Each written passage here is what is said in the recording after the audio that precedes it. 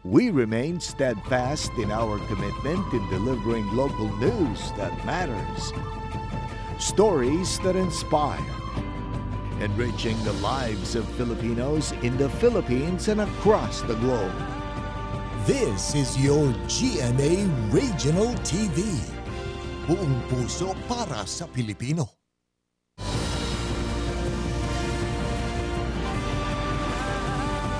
Ito ang GMA Regional TV, One Mindanao.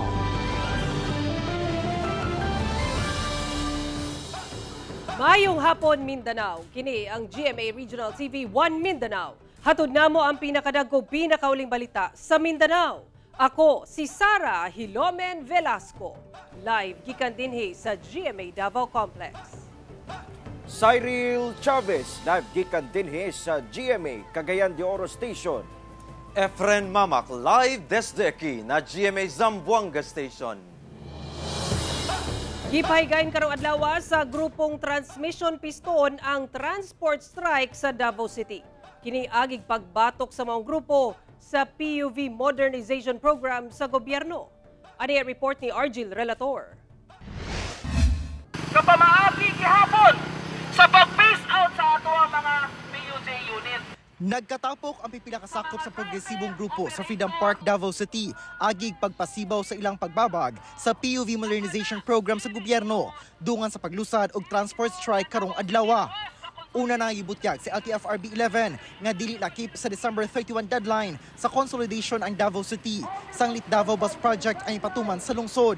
Nakalatag na sab ang Social Development Program Assistance sa LGU Davao aron matabangan ang mga maapektuhan sa maong bus project.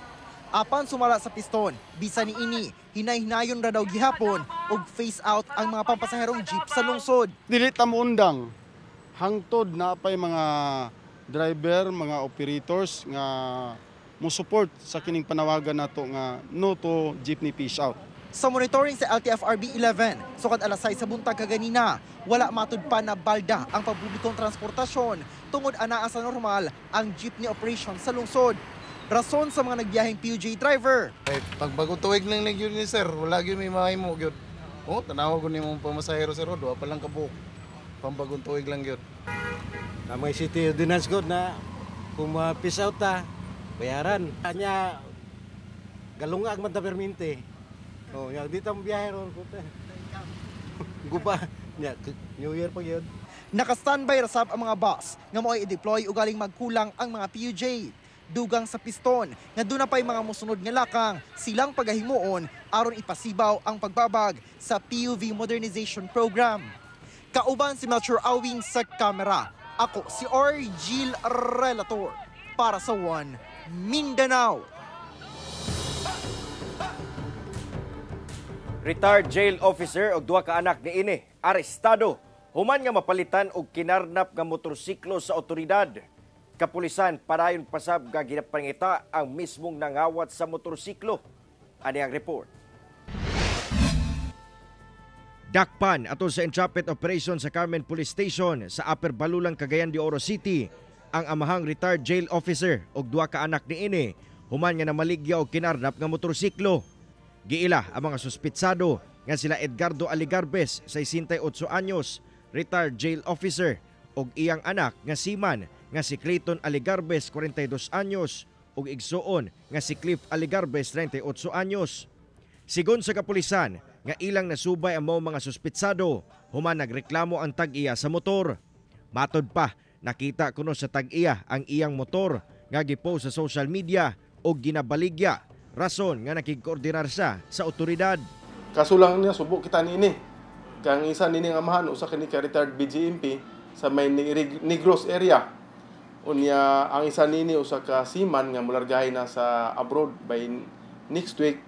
Unya ang kamanghuran mo kini nagkuan kagahapon, nagbaligya through online. Na-recover sa kapulisan ang motorcycle unit nga ginabaligya sa mga sospek.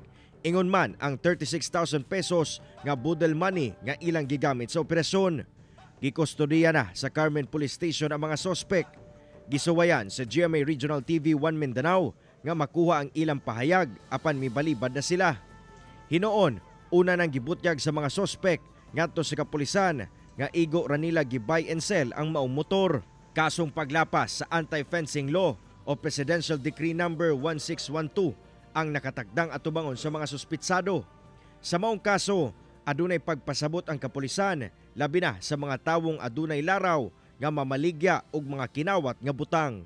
Kung aduna kamoy gamit nga kinawat o napalit na kinawat, ayaw na kamo pagbaligyan nini. Kung mahimo ana kamo sa nearest police station, kung adunay mag-claim ni uli niyo na padili ka mo ma-charge og any criminal action. Padayon pa ang pagpangita sa kapulisan sa mismong nangawat sa maong motorsiklo. Kauban si Makoy Simpron sa kamera. Ako, si Cyril Chavez para sa One Mindanao. Pipila ka menor de edad nakuhaan og video nga nagsinumbagay sa public market sa General Santos City. Plano karon sa kapulisan ug opisyales sa barangay nga ipatawag ang mga ginikanan sa maong mga bata. Ano yung report ni Abby Caballero?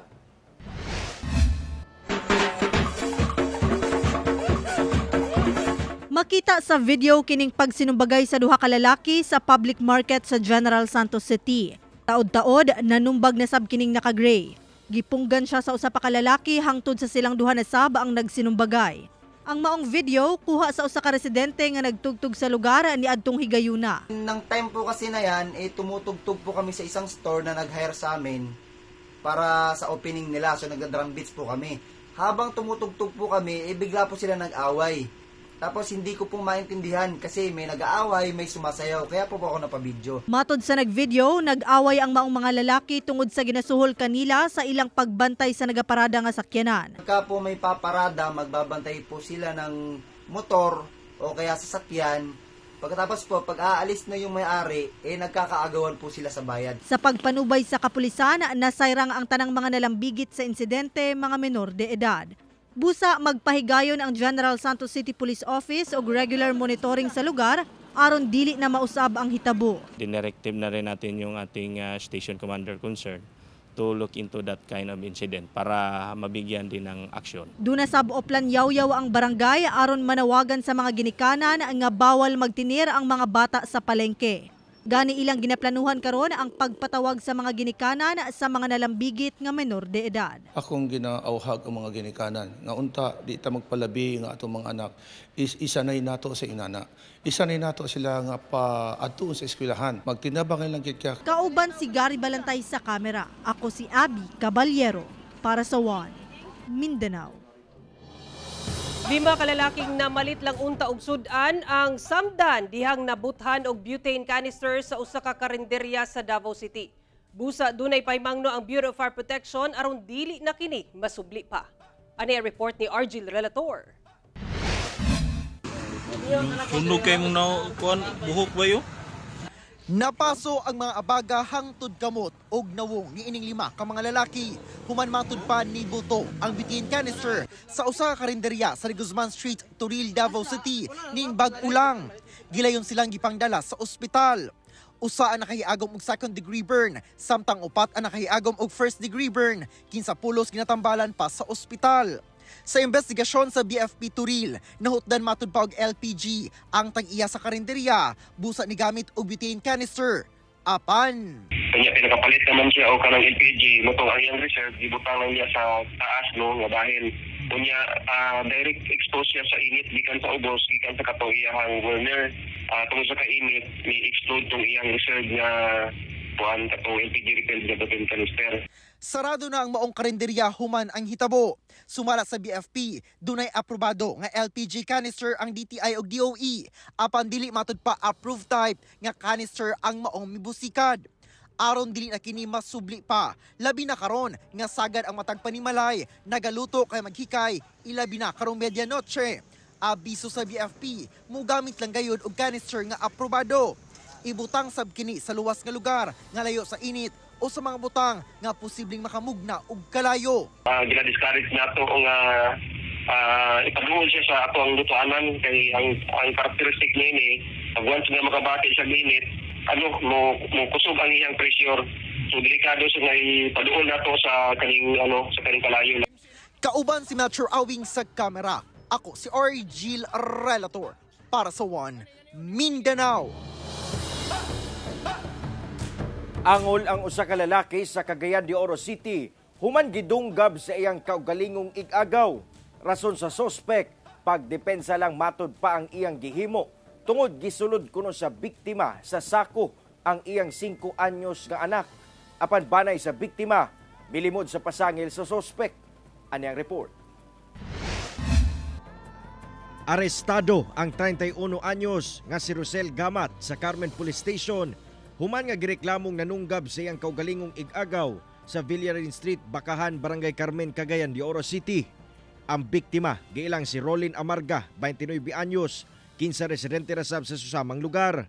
Sumala sa kapulisan nga nangayo og tabang ang mga residente sa lugar tungod sa nitabong pagpanunggab tali sospek og biktima. Dali rasab nga mitahan ngadto sa otoridad ang sospitsado og na-recover sab ang kutsilyo nga gigamit sa sospek sa krimen. Adunay misunderstanding pagladis na kagahapon kay gikumpronta man samahan sa bata nga naibawan nini nga iyang bata gisud sako murag gipasakitan nini gani kabalo mata na violation mi kana siya sa child protection. Gikustodiya na sa Carmen Police Station ang suspect apan mibalibad na siya nga moatubang sa kamera. Apan diyang nakahinabi siya sa GMA Regional TV 1 Mindanao, gibutyag niya nga nahimo daw niya ang krimen tungod gisulod kuno sa biktima ang iyang 5 anyos nga anak sa sako. Rason sa iyang kalagot apan sumala sa karelasyon sa biktima, kinsa anaasab sa lugar diyang nahitabo ang insidente nga wala kuno gisulod sa biktima sa sako ang anak sa sospek. Posible kuno nga nabikil kini tungod sa daanan nilang panagbangi. Pagpanganak gid nako ani. Nanulog na siya sa balay. Ambot sa iya, ngano nanulog siya sa balay, gibungkag bagay niya ang sira sa balay. Gamay. Duda ninyo Murag to. Murag na siya kalagot daan. Murag na siya kalagot daan. Nakagawas na sa ospital ang biktima.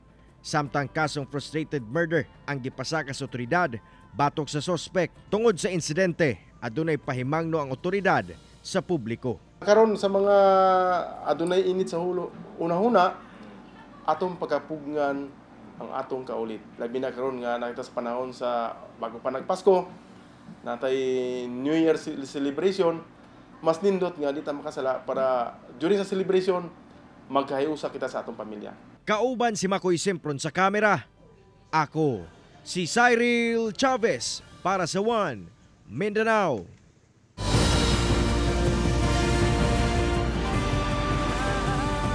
Ito ang GMA Regional TV, One Mindanao. Sa Davao del Sur, tulo ka mga batanon ang patay dihang nadisgrasya ang ilang mga motorsiklo atol sa mismong adlaw sa Pasko sa Digo City.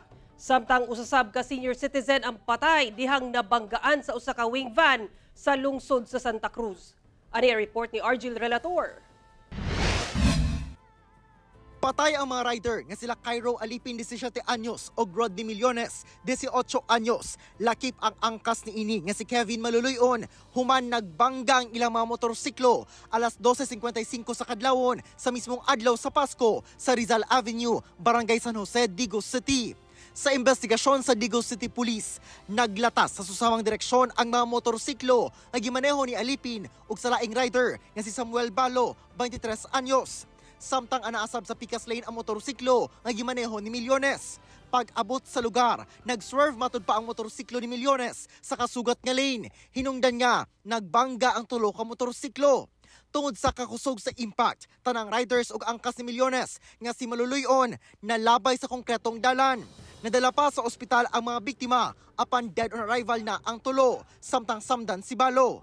Parayon ang investigasyon sa kapulisan sa maong insidente. Sa Santa Cruz, Davao del Sur, dead on the spot ang senior citizen nga si Baltazar Solano human nabanggaan sa usa ka wing van alas 6:35 Miyerkules sa buntag sa National Highway Barangay Coronon.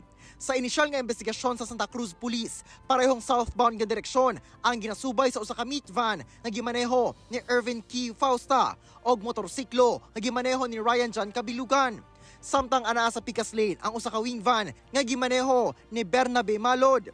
Apan pag-abot sa nahiskutang lugar, nawad-an matud pa og kontrol ang wing van og misugat na sa Picas Lane nga ginasubay sa meat van og motorsiklo. Resulta, Unang nabangga ang wing van o meat van o ang falling debris sa meat van mi paingon sa motorsiklo.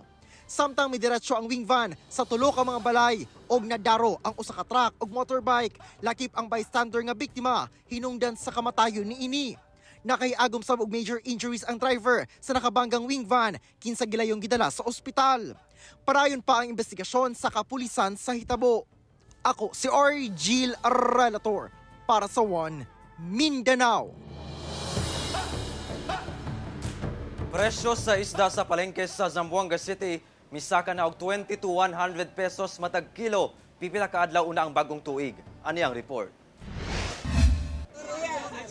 Misaka na ang presyo sa pipila ka mga klase sa isda sa Magay Public Market sa Zamboanga City. Sumala sa mga mamaligyaay, ana sa 20 hangtod 100 pesos ang gisaka sa presyo sa matag kilo sa isda. Sama sa tulingan nga mapalit na sa 140 pesos gikan sa 120 pesos matag kilo kung itandi sa milabayng adlaw. Ang matambaka ug bangus ana na sa 200 pesos matag kilo gikan sa 150 pesos kaniadto. Ang isda nga lapu-lapu nga sagad ginaandam sa New Year's Eve mapalit na sa 300 pesos gikan 200 pesos matag kilo. Matud sa mga mamaligyaay nga ang pagsaka sa presyo nagsugod pagkahuman ang adlaw sa Pasko. Ang taas nga demand sa isda karong holiday season nahimo kunong hinungdan sa maong pagsaka. El precio del pescado de ato nara aquí la changue subido mga 2 days ago. Usually el pescado si November, December na maya. Karo ya kayo. Hinuon matud sa ubang mamalitay, ipaigo na lang nila ang ilang budget sa ilang ihanda sa medianoche. Hindi na makaano sa mga budget. Pero ngayong New Year, pininyo maghahanda pa rin kayo ng mga... Opo, siyempre. Apan gipasalig sa mga mamaligyaay nga posibleng muubos ang presyo sa mga isda human sa bagong tuig kanusa gilaumang muubos na ang demand sa isda. Kauban si Sim Romero sa kamera. Ako si Efren Mamak para sa One Mindanao. Pipila ka mga residente o otoridad sa Alabel, Sarangani misalmot sa nationwide indignation rally batok Communist Terrorist Group. Misalmot ang mga civilian volunteer group, kapulisan, kabumbiruhan, kabatanunan o uban pang residente sa Alabel, Sarangani sa gipahigayong nationwide indignation rally diatong December 26. Pinaagi matud pa sa maong rally, mapakita ang ilang pagkondena sa kalihukan sa Communist Terrorist Group. Suporta sa matud pa kini sa lokal nga kagamhanan sa whole of nation approach aron maundang na ang insurgency nga hatod sa CPP, NPA, NDF. Gani kinumdumang gideklara na kaniadto nga insurgency cleared ang maong lungsod o buot sa mga opisyal sa lokal nga kagamhanan nga mamintinar kini. Dungan sa maong rally, mihatag sabog testimonya ang usa ka kanhi miyembro sa New People's Army. Matod niya, wala gayod kaayuhan nga mahatag ang pag-apil sa maong grupo.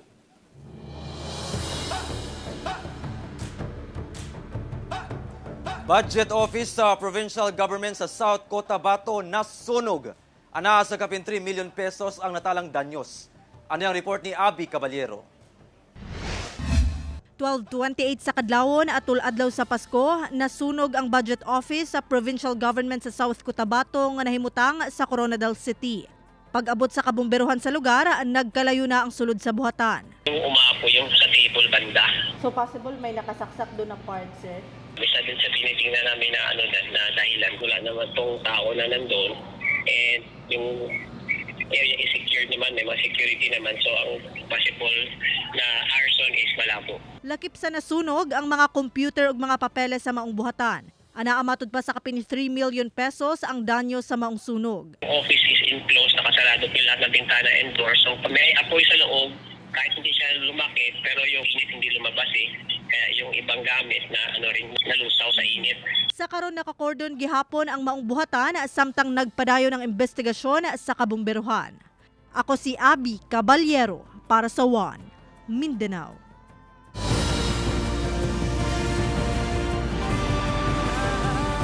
Ito ang GMA Regional TV, One Mindanao.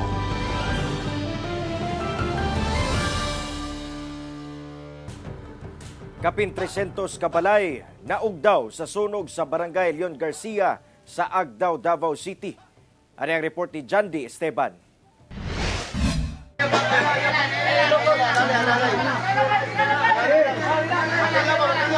Gilamoy sa kalayo ang kabalayan sa Barangay Leon Garcia, Agdao, Davao City, Miyerkules sa kadlawon. Pagkabuntag kinina ang gibiling danyo sa sunog. Ug daw ang kapin 300 kabalay sa tulog ka purok sa maong barangay nga mao ang purok San Vicente, San Roque ug Santo Niño. Usa sa mga nawad og balay si Karina Lapot, 15-18 ka tuig na nagpuyo sa lugar. Yan po lang naman ang tanan, okay at least buhi mi tanan. Walay nakuan sa mga diring lugar bay nawala. So asa man mo magpuyo sa karon? Sa evacuation center. Okay, dito na mo mag New Year. Ang balay nila Nanay Lita nga gipuy-an sulod sa 30 ka tuig na ugdaw sa usa lang ka pamilukan. Masulubon man ng pagsugat sa bag-ong tuig apan wala na daw sila'y mahimo kung dili dawaton ang nahitabo. Nahitabo naman eh.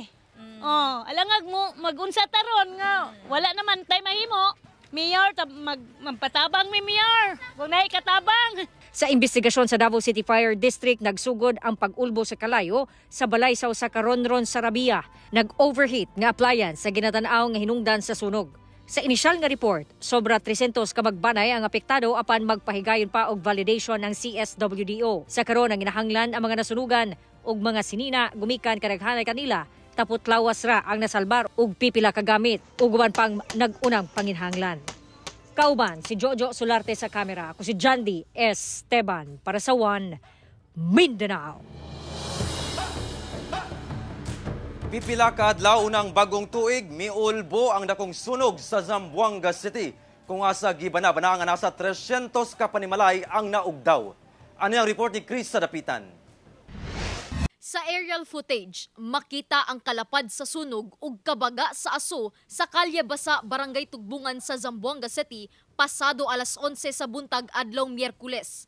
Pipila ka minuto lang, gisaka gilayon kini sa third alarm sa kabumberohan. Sumala sa BFP, tungod sa kakusog sa hangin, daling mikatag ang kalayo. Gamasab sa light materials ang sagad sa mga panimalay, hinungdan nga dali ra kini nga gipanglamoy sa kalayo. Naglisod sab matud pa og sulod ang mga sakyanan sa kabumberohan tungod sa gamay nga dalan sa lugar. Tungod sa padayong pag-ulbo sa kalayo, nagtinabangay na sab ang mga residente sa pagpakgang sa kalayo. Ang uban, lapok na ang gigamit aron lang mapalong ang kalayo. Gani, ang pipila ka residente, iyahay na og salba sa ilang mga gamit og bakwit tungod sa kalapad sa sunog sama ni Nanay Mary Joy. Lapit na sa bahay namin, kaya naglabas na kami. Wala na, tupok na, ubos na lahat. Bigla lang. Nakita namin taas na ang kalayo. Kaya nagpanik na kami pagkuha ng mga gamit kaya namin dalon sa palabas. Pasado alauna na sa hapon, gideklara sa BFP nga under control ang sunog. Dili pa nila matino ang tinubdan sa mong sunog ingon man ang kadako sa danyos niini. Ongoing pa rin yung firefighting operation natin. Nakitid po yung daan kasi mainit pa siya ma'am eh. Sa inisyal nga tala, gibana-bana ang anaa sa 300 ka panimalay ang ugdaw atol sa sunog.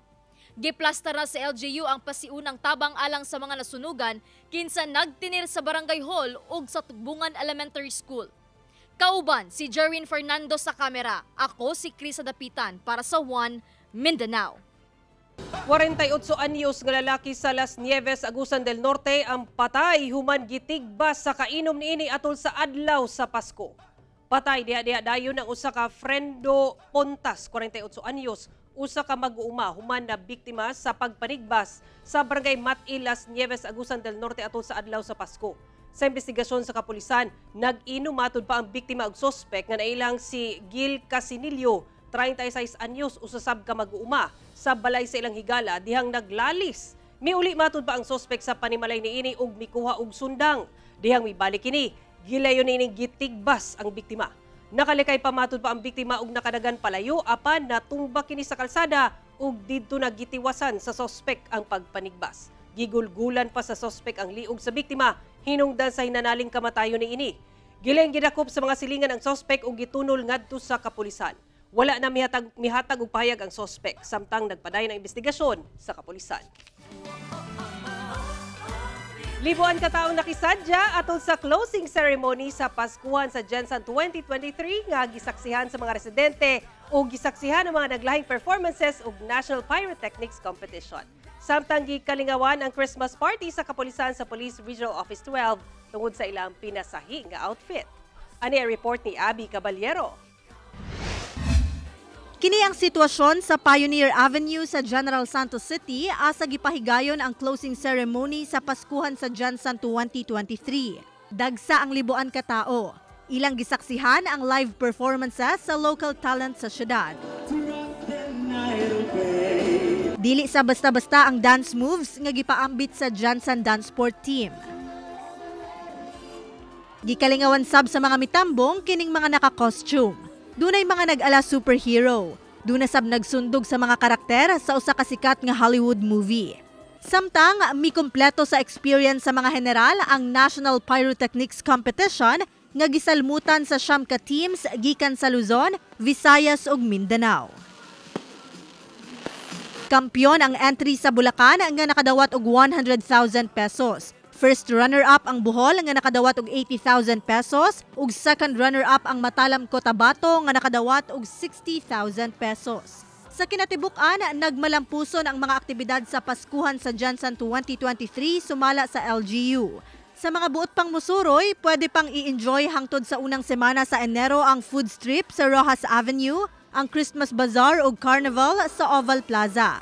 Samtang atul sa Paskuhan sa kampo sa Police Regional Office 12, time out una sila sa pagsuot sa ilang mga uniforme. Pipila kanila misuot og retro outfit. Duna sa mga misulob og sinina nga daw anaa sa medieval period. Pang cowboy, dunay nag-ala Michael Jackson ug duna sab ang mga daw superheroes.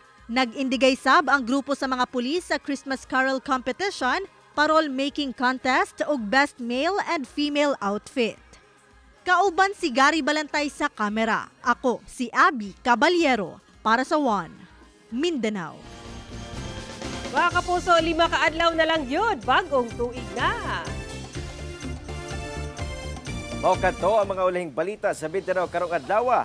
Mamahimo ninyo kining makita pag-usab pinaagi sa pagbisita sa official website sa GMA Regional TV o bisitaha ang among official YouTube channel o i-click ang subscribe button para sa pinakaulahing balita. Muchísimas gracias sa atong mga kapuso sa Mindanao nga nagalantaw kanamo og sa atong mga kapuso abroad. Padayon lang sa pagtutok sa mga lokal nga balita matag adlaw tungod sa GMA Regional TV Local News Matters. Kami ang GMA Regional TV 1 Mindanao. Tibok pwersa para sa mas na komisyon ug mas halapad kapag serbisyo sa nasod.